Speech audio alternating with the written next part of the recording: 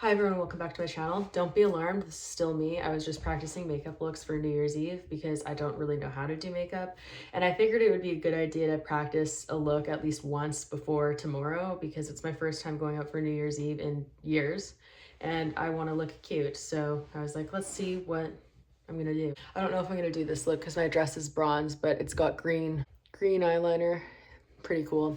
But yeah, I decided to play a bit with makeup. I never wear makeup on here, so don't worry, it's not an imposter. It's just me playing with makeup and pretending I know how to do makeup. So anyways, I wanted to do a video talking about New Year's resolutions and some toxic thought patterns that I think happen in the horse world that are harmful to both horse and human and why. I have done some more in-depth discussions on my year recap, kind of looking back at 2023 for myself, things that I learned, good and bad, as well as New Year's resolutions, and I did those for my podcast. So for anyone who's interested in listening to those more in-depth discussions, you can do so at the Making Milestones podcast, which I'll link down below. You can check it out there. And otherwise, this one's going to be more general because I think New Year's is a really good time to set new habits and come up with ideas of how you want to better your year and move forward, because it offers like a fresh start. Even though time is just a human construct and it's not real per se, it offers a natural new beginning for people to start enacting new habits and patterns. I think the problem is that sometimes people choose resolutions that are too difficult to fulfill and then they feel like failures when they can't do them. So personally for me, I think starting really small is a good thing. So for example, I started some new habits prior to New Year's where I was just like, okay, I'm going to do 5 squats a day. I'm going to start stretching every day, even if it's only one stretch. And then as I started to get in the habits of doing that more, I increased the level of demand and like how much I expected of myself to be easier. But even still, if I miss a day or if I only get like 1 or 2 or 5 squats done a day or only one stretch, even though I've been doing more and building, it's still not a bad thing because I'm still doing it every day. And I also did journal every day, even if it's just one word or one sentence. And that took a lot of the pressure off of having it feel like this big thing that I had to accomplish. And then I was more able to do it on a regular basis, which I think is really good. So in terms of setting intentions, I think that a good thing to start with is making them very, very simple so that you don't overwork yourself or make yourself kind of intimidated by the amount of tasks that you have to do. And I think the same is really good with horses. So for example, if you have a New Year's resolution that is like, make it something general, like be more patient with my horse, because if you start having a bad day with your horse, it can be where it's like, okay, I'm going to cut this session 2 minutes shorter than what I usually would today. Or I'm noticing myself getting frustrated, I'm going to take a step back and take a breather. And then it's not any big sweeping action. It's just about getting slowly better and better and better and bettering your level of patience so you can catch yourself before you get super frustrated. Or similarly, I want to use more positive reinforcement.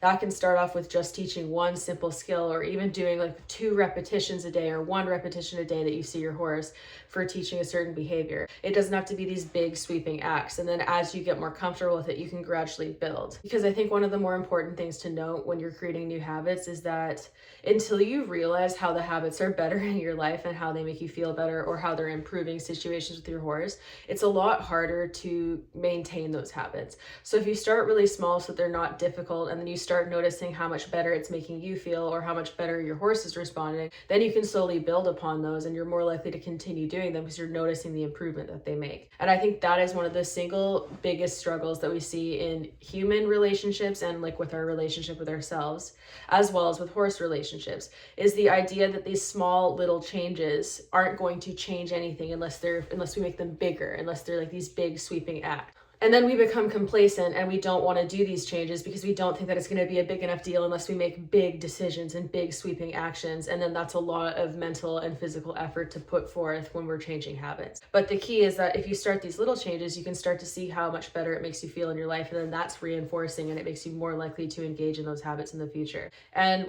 specific to horse training, I think that's one of the biggest hurdles that people experience when they start thinking about transitioning to using more positive reinforcement. It doesn't tend to offer the same level of instant gratification as what you can with negative reinforcement, where you can force what you want more often. So for example, if your horse refuses a fence, with negative reinforcement, you can probably force them to get over that fence within the same session, even if you have to fight with them a bit. And you might feel accomplished if you get them over the fence, even if they're very stressed about it. But with positive reinforcement, if you're trying to compel them to choose to go over the fence because you're reinforcing them to do so, what that might look like is breaking down the fence to little poles and walking them over a pole on the ground first, reinforcing them for that, and then gradually building them back up to a fence, which might take the entirety of a session or several sessions, depending on how nervous the horse is. So you don't get the same level of instant gratification. And what it also generally means is when you're trying to fix problems like that, you're usually doing them from the ground, which means you're not riding. And that also lacks instant gratification for people. So it's hard to commit to wanting to do that when you haven't seen the positive results that it'll have and the lasting changes it'll have to your horse's behavior and how much it'll improve your riding and handling of your horse overall. When you've not seen the outcome and how well it works, it's hard to commit to not having that instant gratification and to commit to putting in objectively more work to build a foundation. But when you start to see those results, then it pays off. And I think for most people who have transitioned from traditional horsemanship to positive reinforcement, there's that period of time where you're not really convinced that it's actually going to work. And then when you see it start working, that's when you become super invested and you start sinking way more time into training with positive reinforcement because you see it working. And as soon as you see how well it's working and you see these problems that you've perpetually had with your horse suddenly disappearing, then you're way more invested to continue using it because you're like, holy crap, it works. My horse's entire personality is changing. They're suddenly more relaxed. They're way more engaged in training, and then you want to use it more. But in order to get to that point, you have to start using it in some capacity first to try to address problems. So what I would encourage people to do when you're trying to start this out is to pick one problem. Like, for example, is your horse nervous to stand tied? Make that the problem that you focus on and have some sessions and days where that's literally the only thing you're doing, even if you only do it for 5 minutes. Make it really simple. If your horse stands quietly for 2 minutes, you can put them away and call it a day and be like, good job, they did this. And just break it down to such simple steps that your horse essentially can't fail. It might feel like you're letting your horse get away with stuff and you're making them not do anything in the beginning because that's mindsets that we've had drilled into our heads. But when you see it start working and suddenly these problems that you've struggled with for the entirety that you've been working with this horse disappear, the payoff is so great that you'll be like, wow, this really works. And it's totally worth these silly little short sessions where my expectations are low, but the horse can't fail. So then they continue to try to do the right thing because there's no failure and therefore no stress. And then they want to keep participating. So that's what it begins with. There's a ton of harmful speech patterns and mindsets in the horse world that lead us to having certain perspectives of ourselves and also certain perspectives of our horses and certain expectations of our horses. One that's specific to the new year that I really don't like is this saying that has been going around for years where people will share, I hope someone lunges 2023 or 2024 or whatever the new year is before getting on it. And people might say like, oh, you're no fun. You must be fun at parties. You're such a hard ass. Can't you take a joke? But the reason why I don't like that is because it's used as a metaphor for how we start our years, even outside of horses. And the problem with it is that lunging at its core, when you're lunging to cause a horse not to act up when you get on it. So when you're lunging them to tire them out before a ride to avoid misbehavior, it's a band-aid fix. The problem is already there. All you're using lunging for is to get rid of the energy before you get on. And then it's perpetually reoccurring because your horse isn't actually dealing with whatever is leading them to be unmanageable when you get on them. So when we use that as a human metaphor, it's essentially offering band-aid instant gratification type fixes that aren't actually addressing the whole problem and aren't actually helping you manage whatever the issues are that are reoccurring in your life. You're just looking for something that'll stop them in the moment or make them feel better in the moment, but it doesn't actually stop the problem that you're having. And the issue with that is then you're doomed to perpetually repeat these issues that you don't want to have. So if your year's feeling wild and unmanageable to the point where you want to lunge it, all you're doing is trying to manage a wild and unmanageable year by exhausting it. And instead of looking at why is my year so wild and unmanageable? Why does my year feel so difficult? What are the factors that are causing this? And for people, there's a lot of stuff that is out of our control that is difficult to deal with. But there's certain aspects of self-care and how you approach things in life that are within your control. So I think it starts with looking at what is within your control to change and how you can better your mindset around that rather than focusing on how you can just cope in the moment with these things that are perpetually reoccurring. And the same applies with our horses. Like there's not always stuff that's within our control. For example, if your horse is limited to boarding facilities that you know don't completely meet their needs, but that's all you can do right now, then the important thing is to look at your situation and look at the things that are within your control. You can offer your horse more enrichment. You can take them for more walks. You can try to offer them socialization where you can. You can be more patient with them and understanding of where their behavior is coming from and help them learn how to self-regulate in the moment rather than getting frustrated with and punishing them. And the same applies to yourself. if there's things that are out of your control, like how much you have to work or how overwhelmed you are with work, or the fact that you have student loans and the fact that you have too much on your plate, what you can do is you can look at the coping mechanisms that you have and whether or not they're healthy. So for example, if you are self-deprecating a lot, it can start with when you start thinking bad things about yourself, you can pause and go, this isn't helpful. I need to talk to myself nicely. So instead of being like, I'm such a failure, I'm so late on this project, this isn't great, you could go, I am overwhelmed right now, I'm trying my best, and I'm going to get through this, and just change your mantra. And it starts with something as simple as that. You don't really need to alter what you're doing all that much. It's just changing your mindset and catching toxic thought patterns before they spiral out of control, so that you can help reframe your thinking. And I know people will look at this and go, that doesn't really matter, like I'm just joking, it doesn't really mean anything. But there's actual evidence that shows that the way we think about ourselves actually changes how we feel about ourselves, even when we don't think it does. Even when we're consciously doing it in our heads thinking that it's a joke, it does change how we feel about ourselves. And this doesn't mean you can never make jokes, but if you're perpetually putting yourself down, be it your appearance, your skill level, like your actions or whatever, and thinking bad things about yourself, and it's become habitual, that is something that you should try to change for the betterment of yourself, because it'll make you feel better over time, even if you don't realize it. And it's one of those things that until you start doing it and seeing the difference it makes in how you feel, you're not going to be convinced that it will make a difference. Like, for example, I always thought it was silly when therapists would be like, you should journal to help with your anxiety and track your mood. And I'm like, that's so silly. That's not going to help at all. But the fact that I've been journaling every day for over a month now has made me feel better about myself, even if just by way of me fulfilling a habit that I made intention to make and have continued to do. It makes me feel better about myself because I've done this thing that I've put time and work into doing and creating a habit. And it also does allow me to track mood, because I can go back and look at what I have written each day and see how I'm feeling better.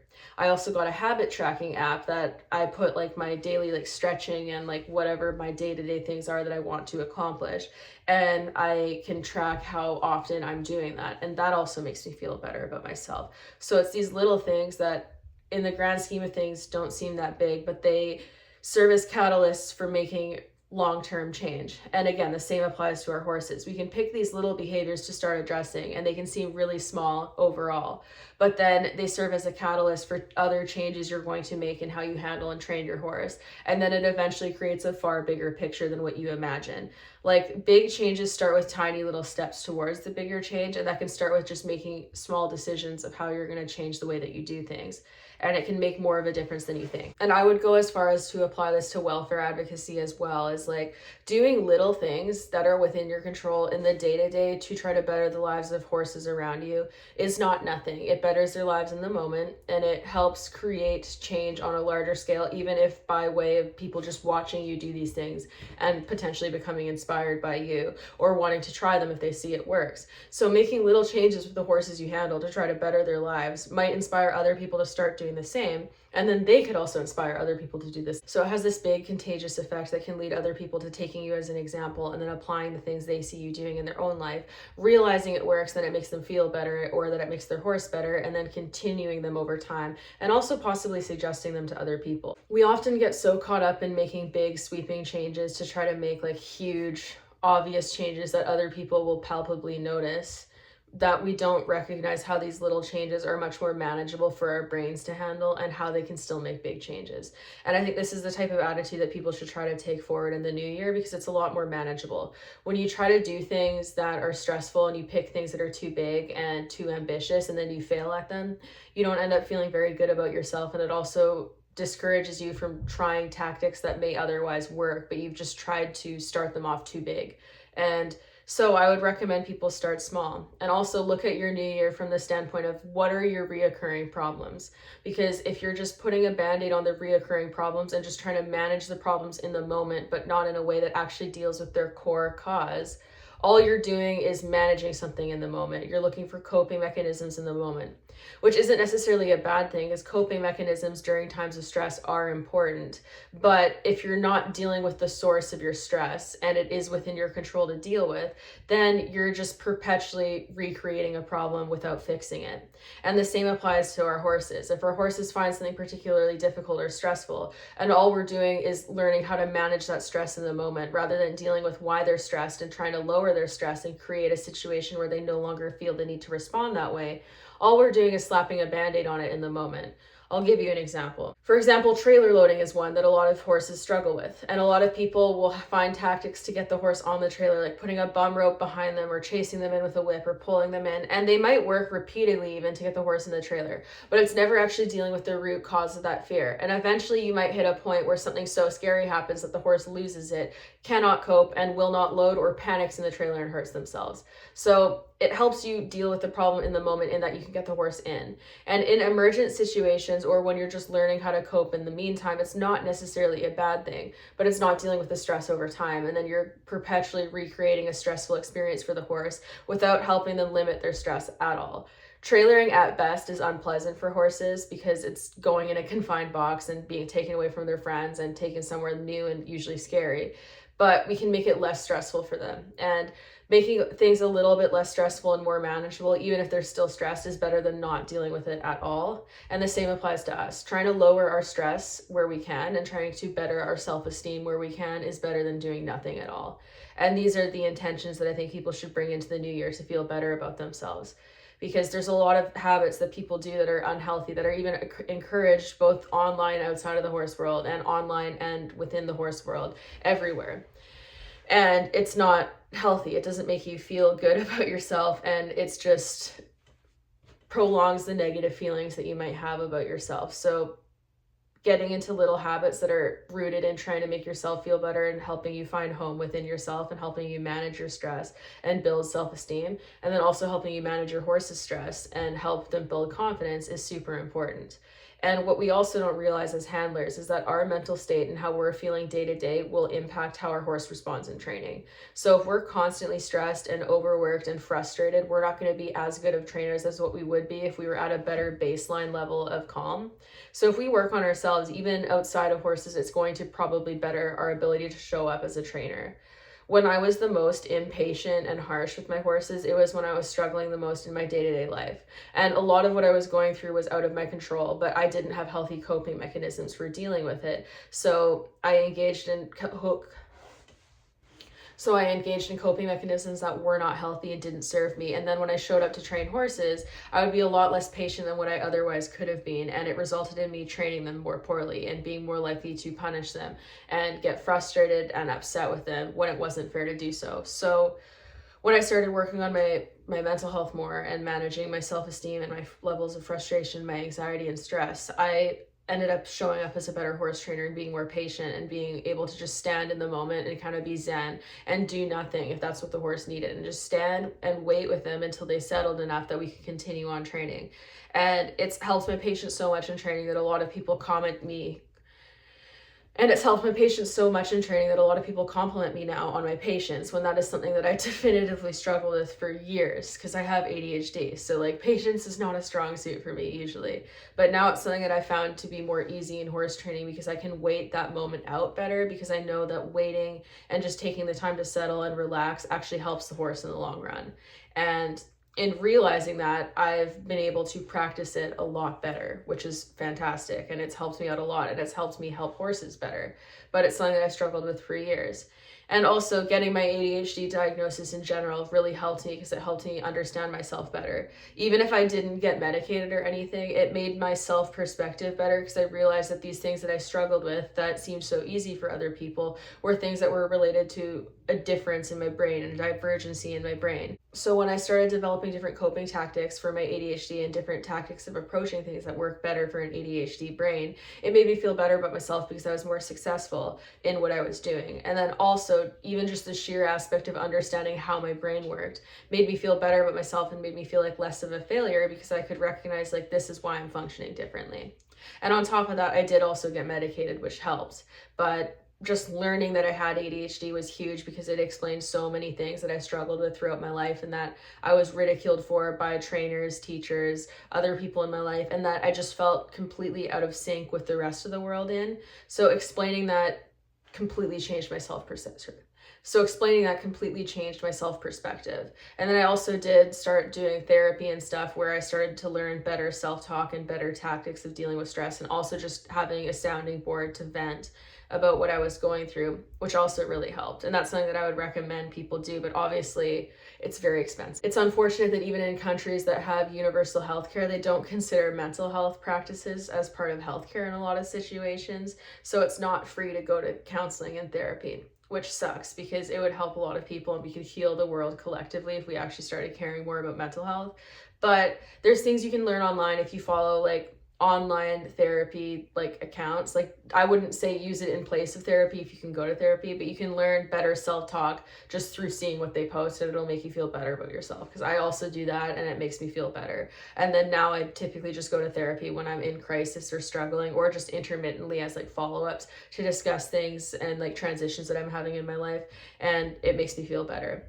But yeah, in learning more about myself, I was able to help horses more, and it made me feel a lot better. And I was also able to just be more honest online and share my journey and perspective on things in hopes that it might resonate with other people and help them feel more comfortable in learning these parts of themselves and changing their perspective of themselves. Because at the end of the day, like, I think an important takeaway that people should have for the new year too is that even the most successful, famous, rich, amazing people that you see online and that you watch and that you want to emulate, a lot of these people are just faking it until they make it. Like, they don't know what's going on. They have the same struggles as you, but they paint a very different picture on the outside to make you not think that. And if more people were just honest about the degree to which they struggle and how they like embarrass themselves and how they feel about themselves negatively sometimes and the struggles that they have, it would be so much less taboo to be struggling and having these mistakes. Whereas we live in a world where people are largely hiding these things for no real reason, and then everyone suffers as a result because we feel the need to maintain a level of perfection that doesn't even exist in the first place. So I wish people would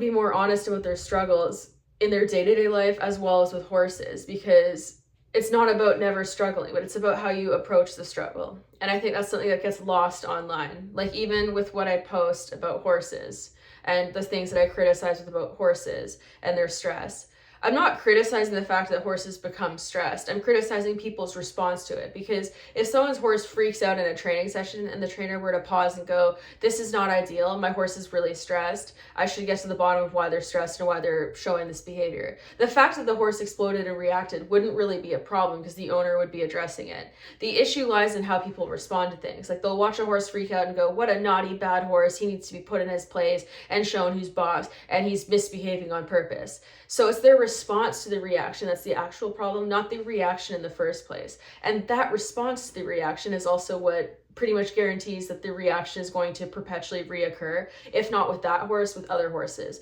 which is also why you tend to see trainers that post the most explosive, upset horses recreate those situations again and again. And they'll say that it's because of the difficult rank horses that they're getting in, when really it's largely how they handle these things. Because even with rank horses, you should be able to slowly reduce their level of stress over time if you're actually dealing with the underlying causes. And as you practice handling harder and harder horses over time, you should learn better methods to avoid these dangerous behaviors, because it's not only upsetting for the horse to be in that state of stress, it's also dangerous for the person. But it's the reaction to the stress that's the problem. And I think I speak for basically any welfare advocate or positive reinforcement trainer. They're not expecting such a high degree of perfection, especially when people are learning new practices, so as to not have horses ever react or not have them ever be stressed or not ever have unwanted behaviors. But it's the people's reaction to that stress that is the ingrained, deep-seated problem in the industry. And if we started to look at things differently and handle them differently and perceive horse behavior differently, then the entire industry would change, and we'd see less of those behaviors by default because we would be handling them differently if we looked at them differently. And so the criticisms about how horses are being handled and how they're reacting in the moment, for people that aren't necessarily understanding what's being said, they will look at it and go, wow, they're expecting perfection, like they're animals, horses can't be perfect all the time, you can't expect them to be like robots, which is true. But what we can control is how we react to those behaviors and how we perceive those behaviors, and whether or not our perception of them is rooted in reality and accuracy. And that is the root problem. So the same goes to how we perceive ourselves and other situations and other people, because our perception colors our reactions in everything in the world. If you perceive yourself as lesser than and doing way worse than everyone and struggling way more, you're going to end up replicating that reality simply by how you feel, because you're going to try to do less things because you feel bad about yourself. And again, that's not a judgment. I say it as someone who's done that myself. And then if you perceive everyone else is doing way better than you, you're only going to see those people's highlight reels, and you're going to use it as like a self-fulfilling prophecy. Like, see, look, everyone's having a way easier time than me, and they're doing things so much better. It's me that's the problem. So what we perseverate on and what we see and the way we choose to perceive the world, oftentimes our brain starts to notice only those things and we see it more. And then it confirms our bias in our head. So it's all about kind of changing the way we respond, the way we see things, and the way we react to them, which is easier said than done, because especially when you're chronically stressed and upset and you're not feeling good about yourself, it's really hard to pull yourself out of that mindset. But once you start to do it and realize that you start feeling better, then it becomes a lot easier, because you're getting reinforced for it by feeling better about yourself. Anyways, that's largely what my attitude I want it to be going into the new year, because I have had a lot of toxic coping mechanisms. I have been pretty negative for like years, and I've had a really intense negative bias. And that's something that I'm trying to work on changing, because I've noticed that changing that makes me feel better about myself. And sharing these things also makes me feel better, because it's cathartic to share even if no one listens. But if it helps anyone feel better about the situation that they're in, then that makes me feel good, because I felt alone in my situation for so long that I would like other people to feel less alone. And I'm also going to try to do more things with my own horses that make me feel good, and spend more time with them and spend more time riding them, and hopefully spend a little bit less time working and kind of take some space and just enjoy myself and continue healing, because these last few years have been like largely healing years for me, because I was so burnt out for so long, and physically and mentally, because my body was just so injured and sore. My body still is injured and sore, but I've been working on getting it better, and it has been getting better. And mentally, I'm doing a lot better as well. But these last few years have largely been healing years, and now I want to take the healing that I've had and move it towards pushing forward more and going into areas of life that I feel good and happy about, rather than healing from burnout and taking a lengthy rest period, because I've had enough of a rest period now that I don't need to rest as much. But for people who are in that burnout stage, also, don't make yourself feel bad for needing rest. You're not lazy for needing rest when you've burnt yourself out, because burnout, when it hits you, you're exhausted, and you can't just continue pushing on, because it avoids the root cause of the problem. And then you're pushing through something that's actually making this something that's causing your fatigue and your tiredness and your lack of desire to do things, and making it worse. So taking the time you need to rest when you can. I understand that it's hard to do when you have bills to pay and things to do. You can't always do that. But resting where you can, or even just being more gentle with yourself and realizing that you're coming from a place of burnout, rather than punishing yourself and making yourself feel bad. That'll help you in the long run. And just being more gentle with yourself. Something my therapist said to me that I've also been trying to practice and be more aware of is that when you're talking to yourself and you're like saying negative things to yourself, think about like if your friend was telling you these things about that they're struggling with, like what you would say to your friend. And if you wouldn't be like, oh, you're such a loser, you're so lazy, you're being so useless, you're just the worst, which you probably wouldn't do to a friend, I hope, because otherwise you're not a very good friend. Don't do it to yourself, because you're your closest friend, and don't do it. Be more gentle with yourself this next year, and be patient with yourself in times of transition, because with yourself and with horsemanship, when you're transitioning to new things that are kind of out of your area of depth, it takes time to build those habits. So starting small and choosing habits to build that are easy and attainable will bring you more success and make it more easy to continue and build upon those habits, even if they seem tiny, small, and kind of generally pointless in the beginning. It'll help you, I promise. And that's something I've started. Like my habit tracking app, I thought it was so stupid. I felt dumb doing it initially, but it really helped me. And I have been very consistent in the habits that I've established on the app, and I've been able to add more. So I highly recommend doing something like that, even just journaling and writing down the things that you've done throughout the day if you don't want to use an app. But with my ADHD, it's helped hold me more accountable, and it's helped me be more consistent, which is huge because consistency is something that I really struggle with.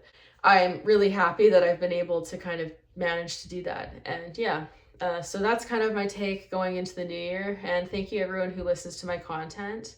I post regardless of whether or not people are listening. Like, my YouTube has kind of taken a big hit ever since it got hacked a few years ago. I'm trying to get more active on here and just post regardless of whether or not people are watching, and just post what I like and what makes me feel good.